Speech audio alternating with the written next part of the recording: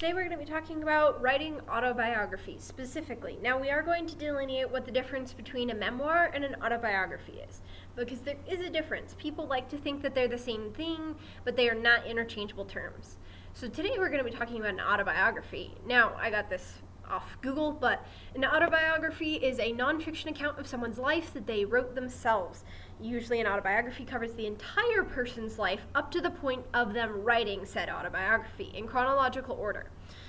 It is sometimes, though not always, drafted in the later years of the author's life. The events recounted in the autobiography need to be factual and need to be fact-checked. Now, that's not to say that you can't have moments where you're like, this memory's fuzzy, but you want to do your best to talk to other people who experienced the event to make sure it's as close to factually accurate as possible. Meanwhile, a memoir is a work of nonfiction. However, it is a subjective collection of narratives in which the author remembers experiences, emotions, events from a certain time period in their life. So not their whole life, usually just a section of their life, or if it is their whole life, what makes it a memoir is remembering experiences and emotions, but it is not necessarily factually accurate. It is emotionally accurate. It's what they remember, rather than with autobiographies, it's what you remember and have checked with others to make sure is as accurate as it can possibly be. Memoirs focus more on being emotionally truthful, whereas autobiographies focus on being as close to the original as possible. All right. So we're going to be talking about autobiographies today, and we're going to talk about ways to make them the best that you can possibly make them. I also wanted to promote that the Writers' Conference Life, the Universe, and Everything is happening in February. If you want discounted tickets, get them now. I'm not a part of Life, the Universe, and Everything. I will be having a table there for my editing services. However, it is a writing event that I'd highly recommend. It's generally fantastic, and you can learn a lot there. I've learned a lot there myself, years and years and years. It is fantastic, and it is well worth your money. It is one of the cheapest, high-quality writing conferences you will ever go to. Back on track. First thing you want to do when you are writing an autobiography is you want to brainstorm all the events that you want to be in the autobiography, because you can skip around. The thing with autobiographies is it doesn't have to be like, and then I was born, and then I learned to walk. Like, generally, it's from the furthest point back that you can remember, and even generally you want to go a little further than that, and ask like parents or relatives about you growing up, just so that way you have a gist of a beginning. So brainstorm. Big brainstorming session at the beginning. Brainstorm every possible thing you could write about, and then slowly kind of tick off what you do want to write about, what you don't want to write about. Make sure that you narrow down that list till you get a good outline. Speaking of which, when you craft your outline, you want to make sure that you have an end goal in mind. Don't just tell the story of your life. Show us why your story matters. Everyone's life matters and everyone's life story matters, but show us why your story matters.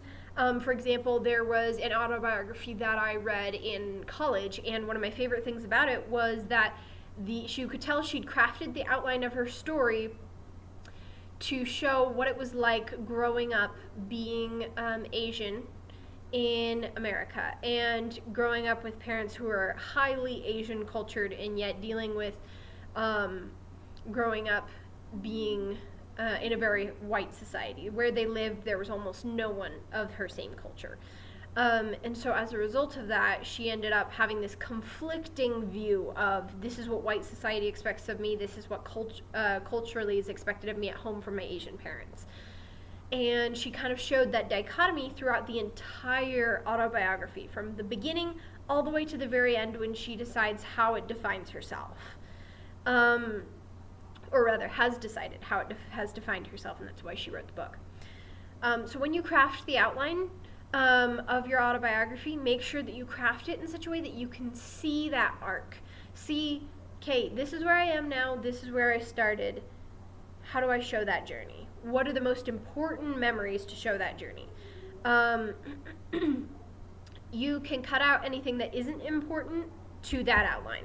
That'll help you as well. Know what is important and what isn't important. Now, how do you determine what is important? Um, show what is your end goal? Is your end goal, I became a business tycoon? Is your end goal, here's how I became an author? Is your end goal, here's how I survived growing up incredibly poor? Is your end goal, like the other author, I'm sorry, I can't remember the title of her novel, showing how growing up in a culturally diverse environment can be hard and how to find yourself through it. You need to decide what you want that end goal to look like, so that way where you're starting becomes easier, so that way you can write through that point.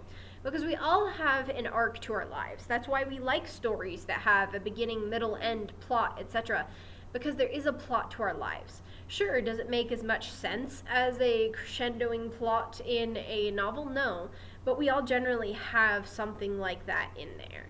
We have try-fail cycles where we'll do something over and over and never succeed until we do. And those are great moments, just like in novels. There's a lot that you can learn from actually in fiction about how to write a great autobiography, because of the fact that our lives are very akin to fiction. You just have to see what parts fit. Next thing is, make sure to start with your origin and go chronologically. If you're doing an autobiography, it has to be chronological from beginning to end, and the end is obviously when you finish writing the story. And you start with your origin. And by start with your origin, like I said earlier, I would recommend even just having a little something about when you were born, not even super specific. Like, for example, with the one lady, she talked about how she was like, when my parents said that when I was born I was very sickly, or something like that. Something along those lines. Obviously I'm paraphrasing. And that would be a great place to start, because that way it gives them an idea of what's going on in your life. Or even if you wanted to start with the background and say, when my parents had me, they were terrified about what my future would hold because they were so poor. Like, you need to start with something about your birth, and then you can move on to memories that you actually have.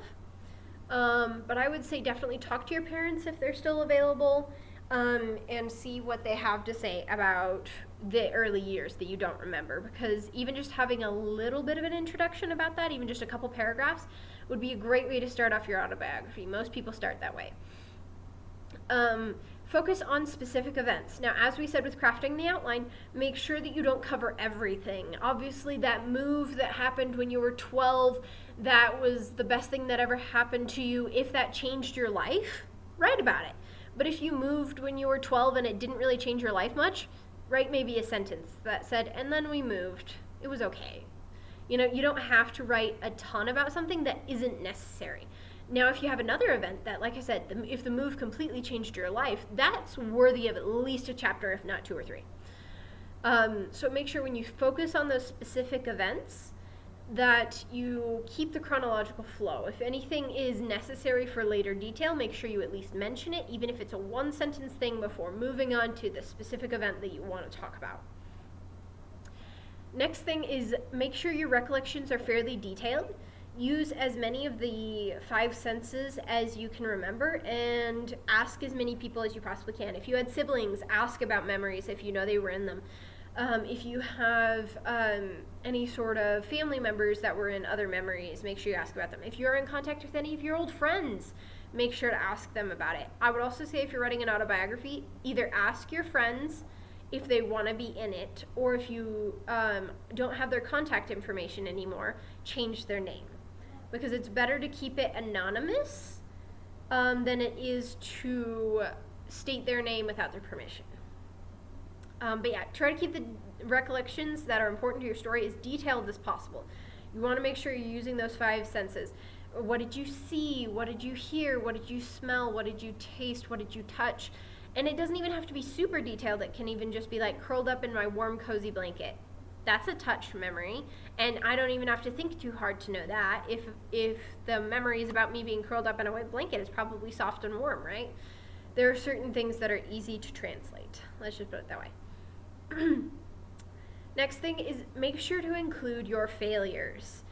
The thing about autobiographies is that a lot of people like to be like, oh, my life was so amazing and perfect, and that's not why we read autobiographies. We read to show that people can struggle and still be amazing and get through things and become amazing and work through hard times.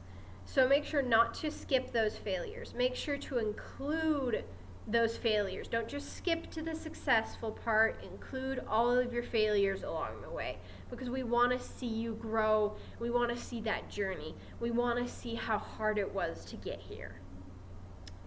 All right, the last thing that I'm going to mention about autobiography is make sure you write it in first person. I know this might seem like, oh, well, duh, it's about me, so of course I'll write it in first person. But there are some people who try to write autobiographies in third person, and that is not an autobiography. That is a biography, where you write it about someone else. Then it's okay to have it be in third person. But if it's an autobiography you're writing about yourself, it should be in first person. And it doesn't have to be super, in-depth about every single little thought you ever had. Just make sure you're getting the story across of your life, and keep it in that first person narrative to help people realize that this is your story. All right, if you have any questions about autobiographies or memoirs, please let me know. We didn't cover memoirs today. I'm going to cover memoirs some other time, but hopefully you enjoyed this about autobiographies, and I hope that if you have any questions, you'll leave a comment down below. Thanks. Bye.